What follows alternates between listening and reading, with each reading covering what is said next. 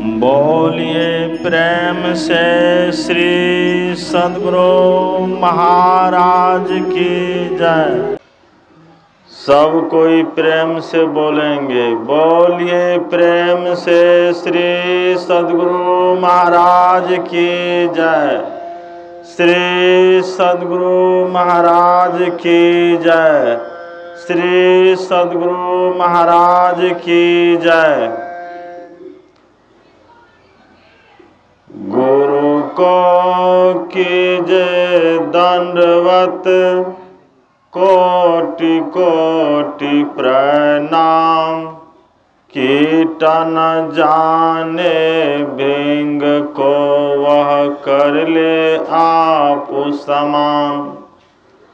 सब धरती कागज करो, लेखनी सब बन राय। सात समुद्र की मसी करो, गुरु गुण लिखा न जाए। गुरु को सिर पर राखिए, चलिए आज्ञा माहि। कहे कबीरता दास को, तीन लोक डर नाहि। खिले कमल के पंखुरियों सम, नयन सुशोभित है अभिराम। महर्षि में ही विशाल बुद्धिवर, सादर बारंबार प्रणाम। महर्षि में ही विशाल बुद्धिवर, सादर बारंबार प्रणाम। बोलिए प्रेम से श्री सद्गुरु महाराज की जय। श्री सद्गुरु महाराज की जय। श्री सद्गुरु महाराज की जय। इस पवित्र स्थल पर पधारे हुए सभी गुरुजनों को मेरा नमन। परम आदरणीय धर्म प्रेमी सैनों तथा आदरणीय माताओं एवं भक्तिमती बहनों, संत पलटू साहब के वचन में आया है, साहब के दरबार में केवल भक्ति प्यार। केवल भक्ति प्यार, गुरु भक्ति में राजी। ताजा सकल पकवान खाए, दासी सुत भाजी। जप तप नेम आचार करे, बहु तेरा कोई। खाए सबरी के बैर, मुए सब ऋषि मुनि रोई। राजा युधिष्ठिर यज्ञ बटोरा, जोरा सकल समाजा। मर्दा सबका मान, सोपच बिन घंट न बाजा। पलटू ऊंची जात का, मत कोई कर अहंकार। साहब के दरबार में केवल भक्ति प्यार। परमात्मा के दरबार में भक्ति की प्रधानता है। वहाँ जात पात, अमीर गरीब, ऊंच नीच की प्रधानता नहीं है। वहाँ केवल भक्ति की प्रधानता है। जो भक्ति करेंगे उसी का आदर परमात्मा के दरबार में होगा, ईश्वर के दरबार में होगा। भक्त का आदर भगवान के दरबार में होता है। एक भक्त थे चोखा मेला। चोखा मेला भगवान के बहुत बड़े भक्त थे। एक समय चोखा मेला बाजार चले गए और बाजार में उन्होंने देखा कि चीनी चंपा मोहनभोग केला बहुत सुंदर है। तो मन में हुआ ये केला खरीद कर ले जाएं और भगवान कृष्ण के मंदिर में ले जाकर पुजारी को दें भोग लगाने के लिए। चोखा मेला केला खरीद लिया, भगवान कृष्ण के मंदिर में आकर पुजारी के हाथ में दिया भोग लगाने के लिए। पुजारी तो हाथ में केला ले लिया और जैसे देखा यह जाति का चमार है तो केला झुलाकर फेंक दिया। अरे तुम जाति का चमार हो, तुम्हारा केला भगवान को भोग नहीं लगेगा। चोखा मेला रोते हुए आंख से आंसू बहाते हुए घर चले गए, रात में सो गए। जब पुजारी मंदिर का पट बंद कर घर चले गए तो रात में भगवान को नींद नहीं आई। भगवान चोखा मेला के घर पहुंच गए और पुकारने लग गए, चोखा मेला मुझे केला खिलाओ, चोखा मेला मुझे केला खिलाओ। भगवान की आवाज सुनकर चोखा मेला की नींद टूट गई। चोखा मेला भगवान कृष्ण के सामने आ गए। उसे प्रणाम करते हुए भगवान श्री कृष्ण से कहा कि भगवान, मैं तो जाति का चमार हूं, मेरा केला आप कैसे खाइएगा। भगवान श्री कृष्ण ने कहा, मैं केला नहीं फेंका था, पुजारी ने फेंका था, मुझे केला खिलाओ। चोखा मेला केला ला कर दिया भगवान कृष्ण के हाथ में। भगवान कृष्ण प्रेम से केला खाने लग गए और कहने लग गए, बहुत सुंदर केला है, बहुत सुंदर स्वाद है। कुछ केला लेकर चले गए रुक्मिणी के लिए। रुक्मिणी केला खाकर बहुत अच्छी तरह से प्रशंसा की और बोली, केला बहुत सुंदर है, कहाँ से केला लाए हैं। तो भगवान श्री कृष्ण ने कहा, मेरा एक भक्त है चोखा मेला, उसी जगह से लेकर आया हूं।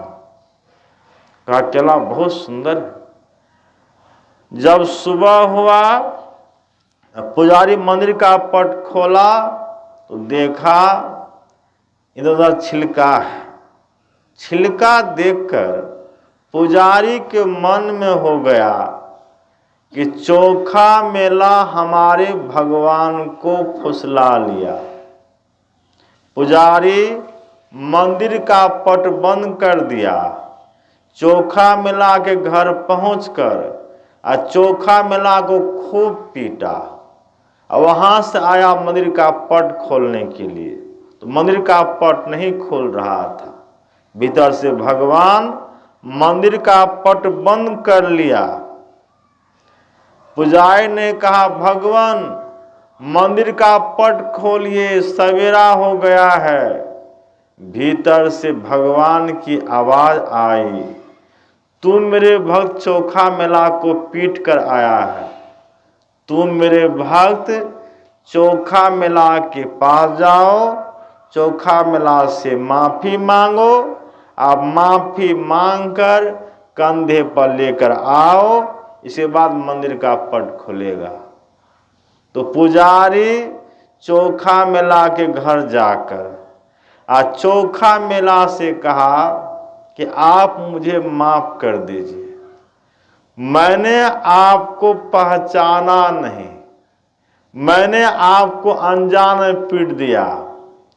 आप तो बहुत बड़े भक्त थे, भगवान के ऊंचे दर्जे के भक्त थे, मैंने आपको पहचाना नहीं, इसलिए मैंने आपको पीट दिया। आप मुझे क्षमा कीजिए, कंधे पर बैठिए, अब मेरे साथ चलिए।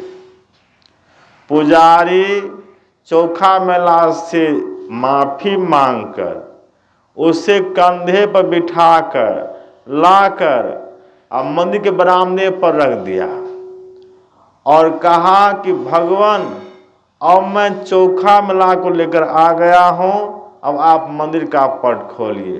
तो भगवान मंदिर का पट खोल दिया तो नीच जाति भगवान के भक्त हो गए। तो जात पात पूछे नहीं कोई, हरि को भय सो हरि का होई। जितने मनुष्य तनधारी हैं प्रभु भक्ति कर सकते सभी। जितने मनुष्य तनधारी हैं सब कोई भक्ति कर सकते हैं, भक्ति करने अधिकारी सब कोई हैं। आप लोग जानते हैं कि भगवान श्री कृष्ण गए थे दुर्योधन को समझाने के लिए। दुर्योधन से कहा कि पांडवों कम से कम 5 गांव दे दो, युद्ध नहीं करो। युद्ध करने से बहुत से लोग मारे जाएंगे, बहुत से लोगों की हत्या होगी, इसलिए युद्ध नहीं करो।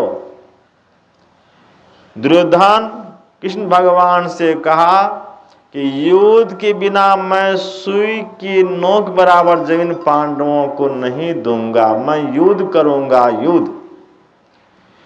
भगवान कृष्ण को खिलाने पिलाने के लिए दुर्योधन बहुत प्रकार के भोजन बनवाए थे, लेकिन उसके यहाँ भगवान कृष्ण नहीं खाए।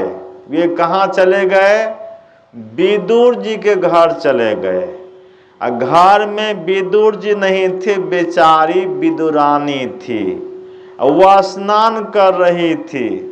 जैसे भगवान पुकार लगाए तो विदुरानी जिस अवस्था में थी उसी अवस्था में भगवान सामने आ गई। वह नांगी को स्नान कर रही थी, नंगी अवस्था में आ गई भगवान के सामने। भगवान देखते हैं यह विवल होकर प्रेम में मग्न होकर मेरे सामने नंगी अवस्था में आ गई, तो अपना पीताम्बर शरीर में फेंक देते हैं, शरीर को ढक देते हैं।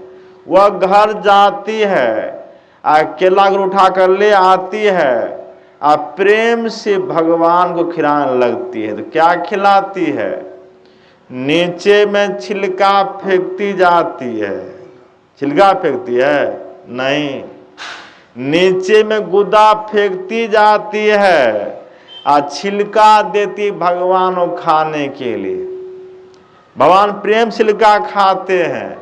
1 हत्थे 2 हत्थे 3 हत्थे जब खा गए, नीचे में गुदा का ढेर लग गया, छिलका भगवान खा गए। कुछ देर के बाद विदुर जी आ गए। तो विदुर जी देखते हैं तो कहते हैं, अरे पगली, तुम भगवान को गुदा खिलागी या तुम छिलका खिला रही है? तो वह होश संभालती है, अब भगवान को वह गुदा देने लगती है। तो भगवान कहते हैं कि जो स्वाद छिलका में था वह स्वाद गुदा में नहीं है। तो जिस समय विदुरानी छिलका खिला रही थी तो भगवान के ध्यान में, भगवान की भक्ति में, भगवान के प्रेम में मग्न होकर खिला रही थी, उसी में लीन हो गई थी। और जब वह गुदा खाने लग गई तो वह प्रेम नहीं रहा। तो प्रेम के वश में भगवान होते हैं।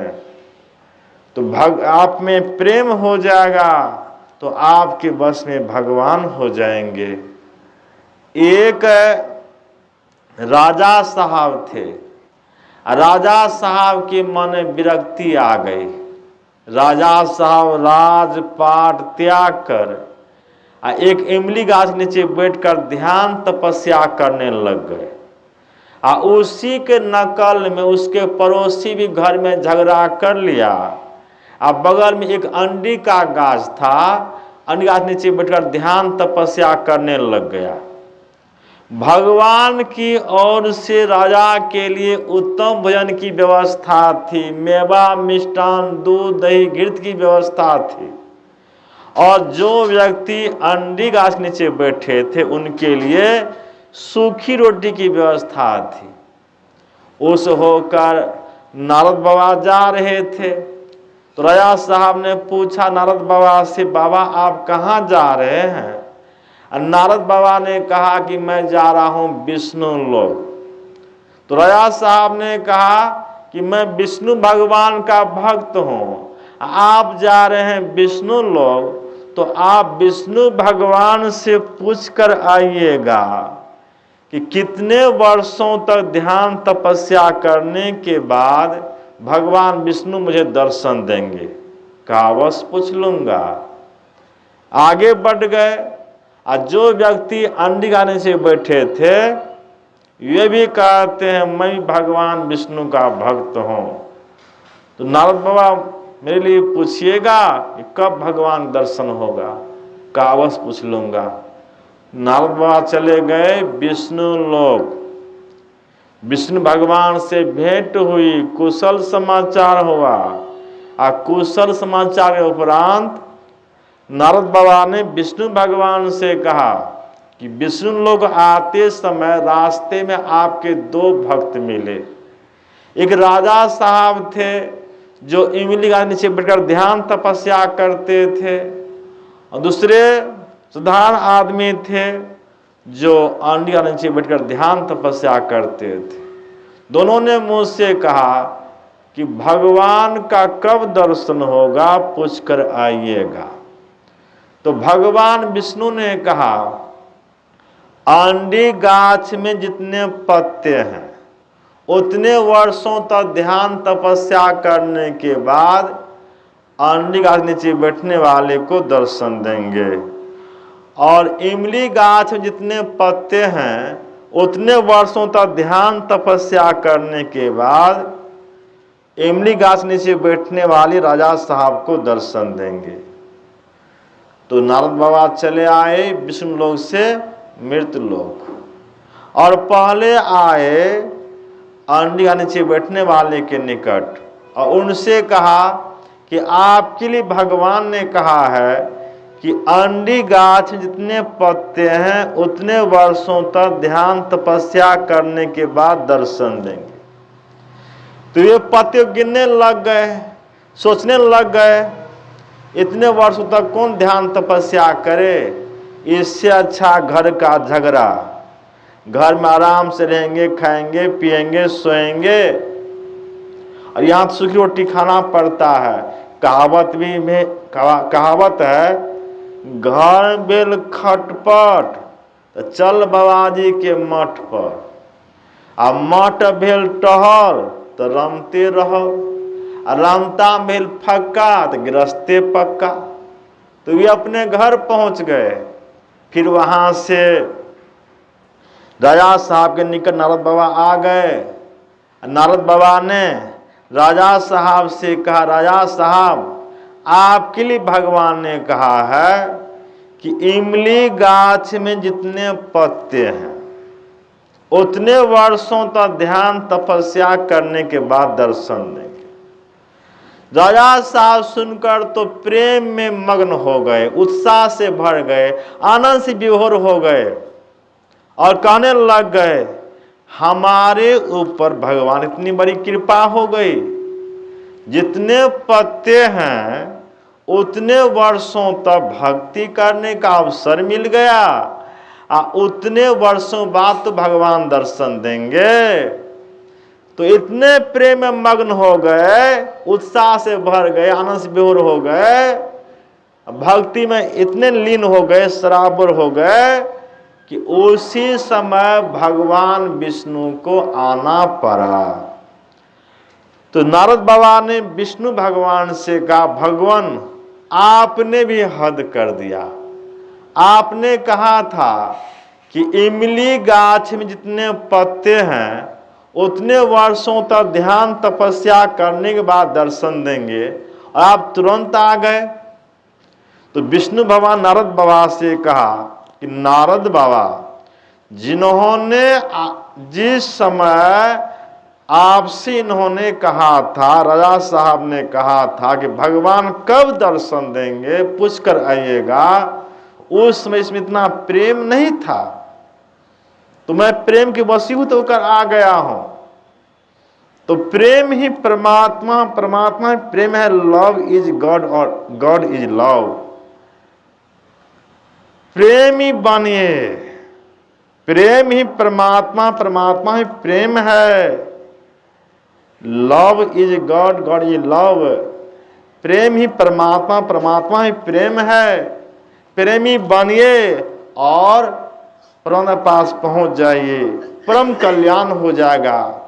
तो भक्ति प्रेम की प्रधानता है। प्रेम बिना जो भक्ति है वह निडिम विचार उद्भरण के कारण जन्म गंवायो सार। भक्ति निश्चय मुक्ति की सन चढ़े शब्द है। जिन जिन मन आलस किया जन्म जन्म पछताए। जो भक्ति में आलस करेंगे वे पछताएंगे, इसलिए आलस नहीं कीजिए। रूप जवानी देखी मत भूलो थोड़े दिन की भाई। रूप जवानी देखी मत भूलो थोड़े दिन की भाई।